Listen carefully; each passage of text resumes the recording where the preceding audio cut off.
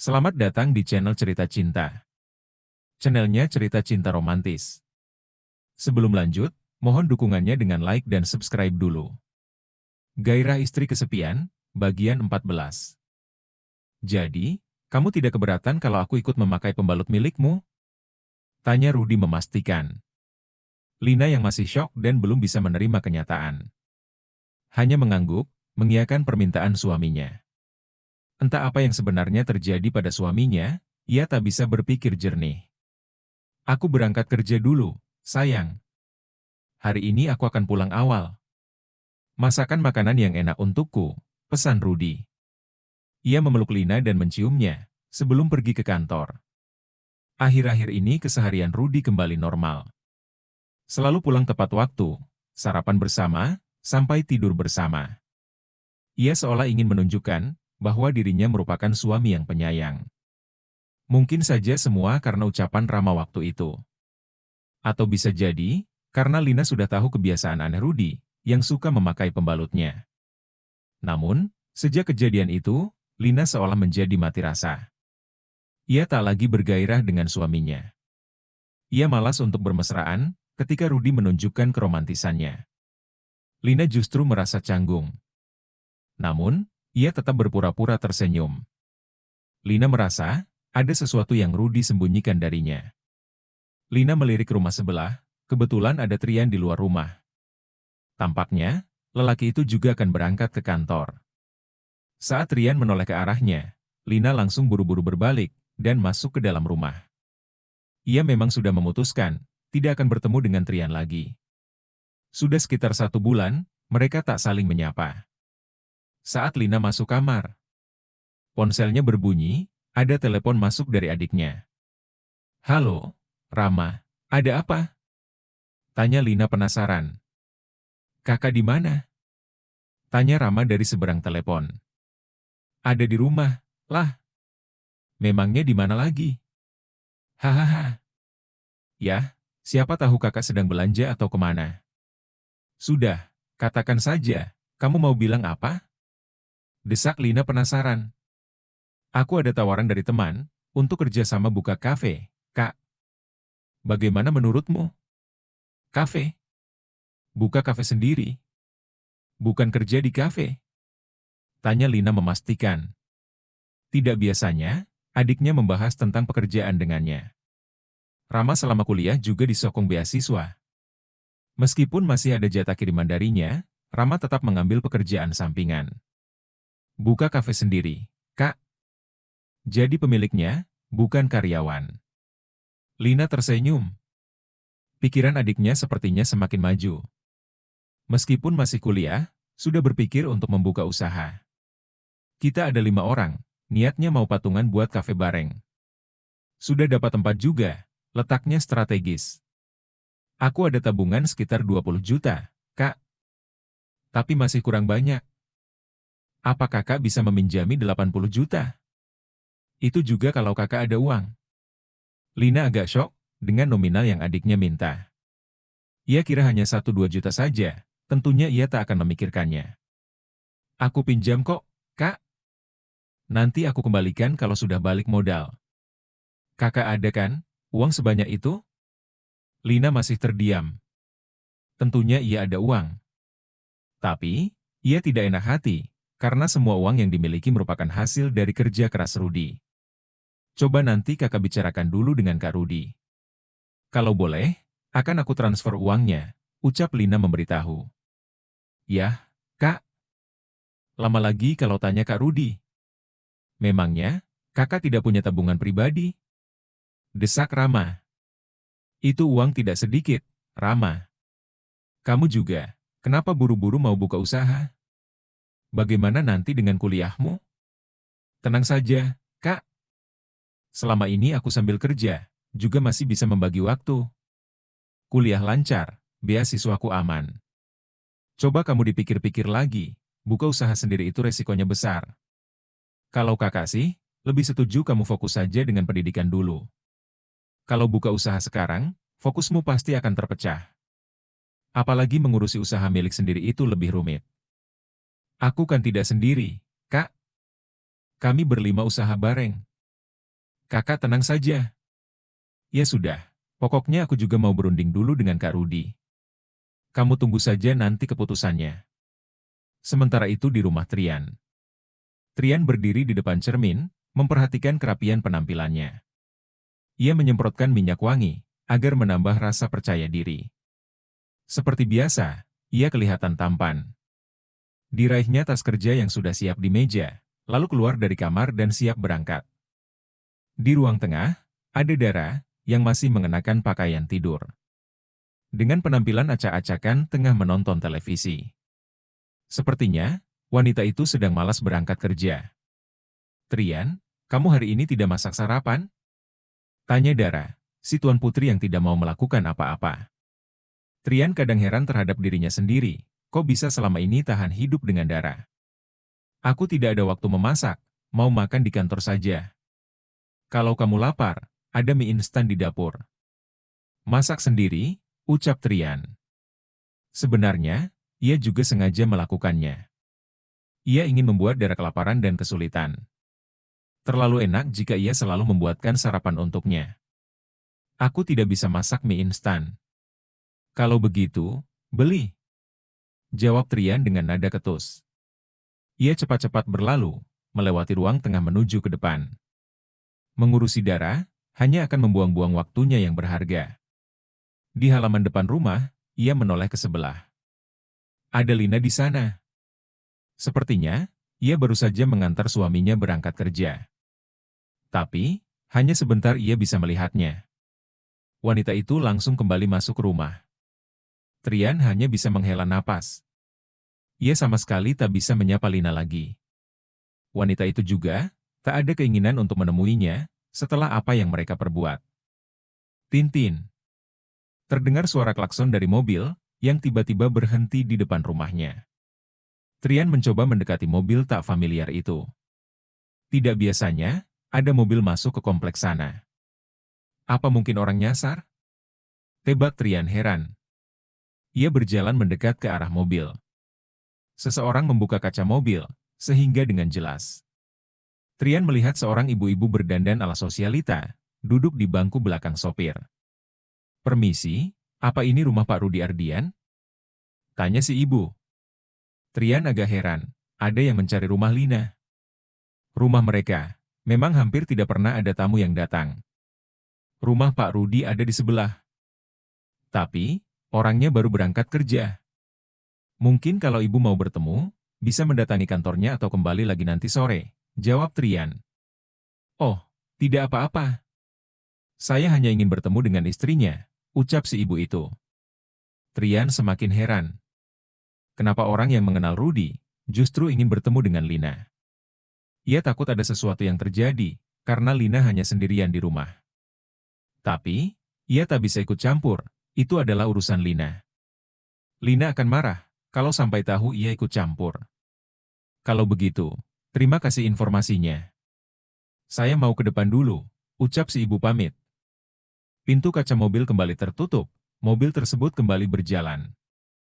Tepat di depan rumah Lina, mobil itu kembali berhenti. Weh, katanya mau berangkat kerja.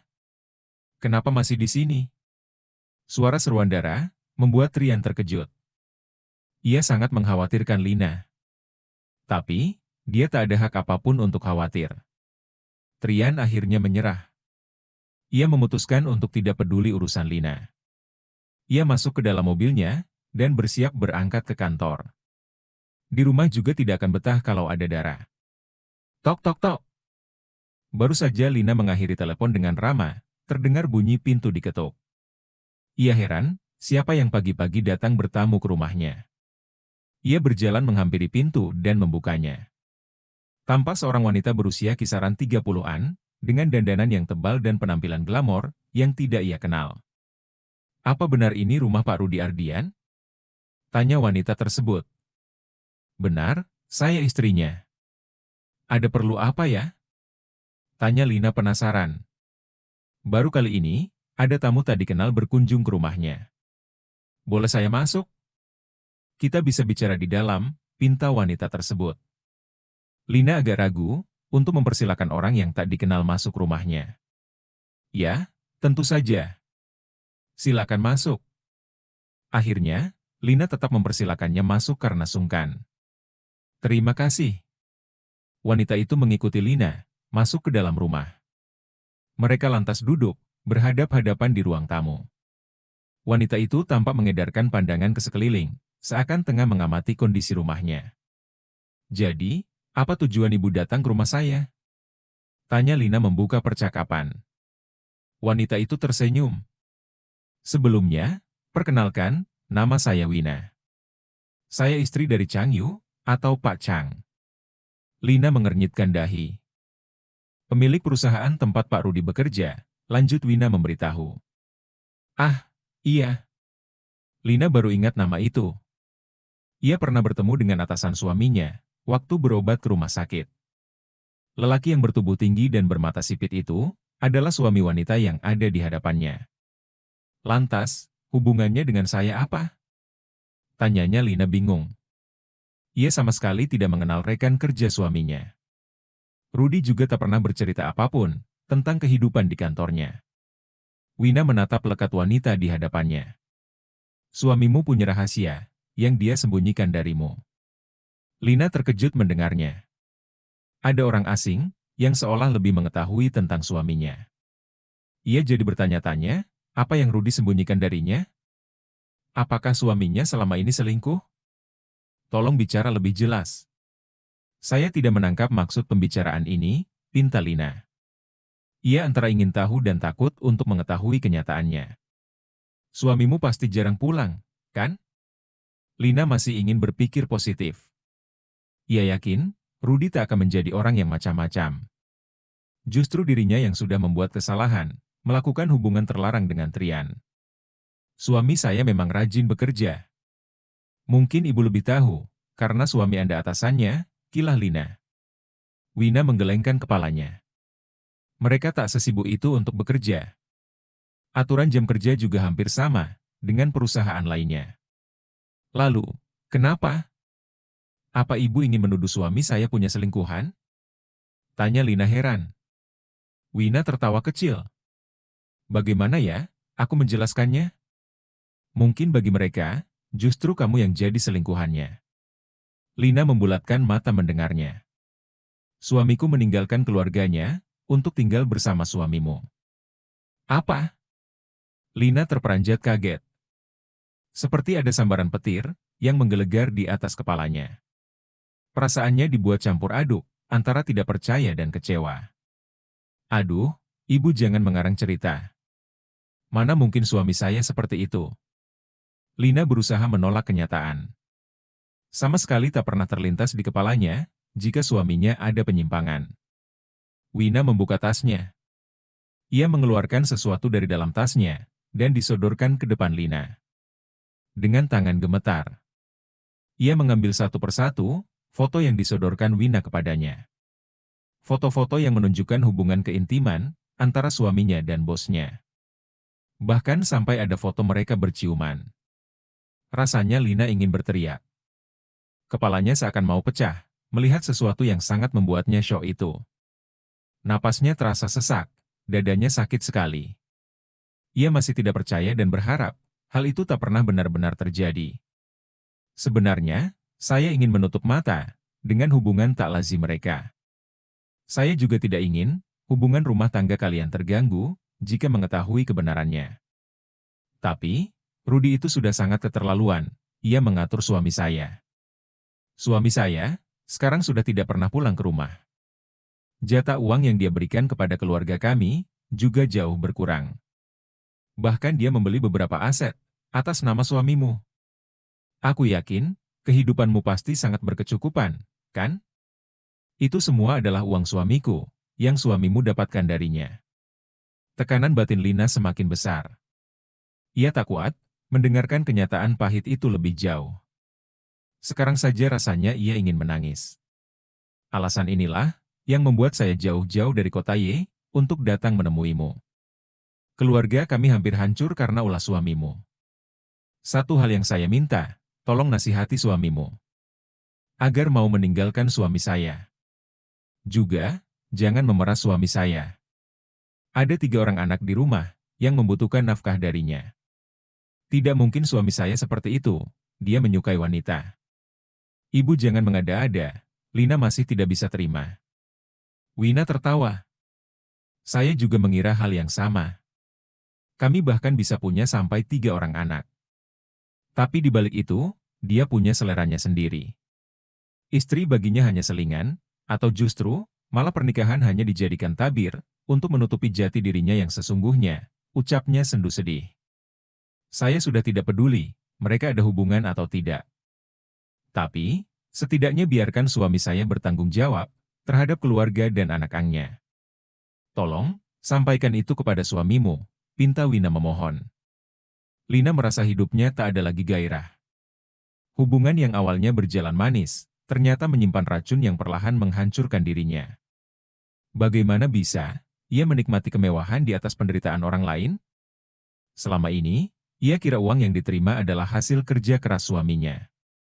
Kalau kamu masih tidak percaya, datanglah ke apartemen Liang Caduk nomor 99. Mereka biasa menginap di sana. Ini kartu aksesnya. Wina menyerahkan sebuah kartu akses yang dimaksud. Kalau begitu, saya pamit. Saya berharap Anda bisa membantu saya. Permisi, ucap Wina singkat, seraya beranjak dari tempat duduknya. Lina turut bangun. Ia mengantar tamunya sampai ke depan pintu rumah. Tatapannya terlihat kosong, bahkan setelah mobil tamu itu pergi, ia masih tertegun di depan rumahnya. Lina ah! Terdengar panggilan Dara. Lina menoleh melihat wanita itu, yang sedang memainkan selang menyiram tanamannya. Ada apa, Dara? Lina berusaha bersikap biasa, meskipun pikirannya sedang kalut. Tadi ada tamu ya? Lina mengangguk, menjawab pertanyaan Dara. Tamu siapa? Kelihatannya orang penting, tanya Dara ingin tahu. Ah, itu. Tadi istrinya pemilik perusahaan suamiku. Dia ingin mengenal karyawannya, jadi ada kunjungan seperti itu, kilah Lina bohong. Wah, kenapa pagi-pagi datangnya? Rajin sekali ibu itu, gumam Dara memuji. Mungkin ada waktunya pagi. Oh iya, Lin. Aku boleh tanya sesuatu? Lina mengerutkan dahinya. Tanya apa? Ia berharap bukan pertanyaan aneh yang keluar dari mulut Dara. Bersambung.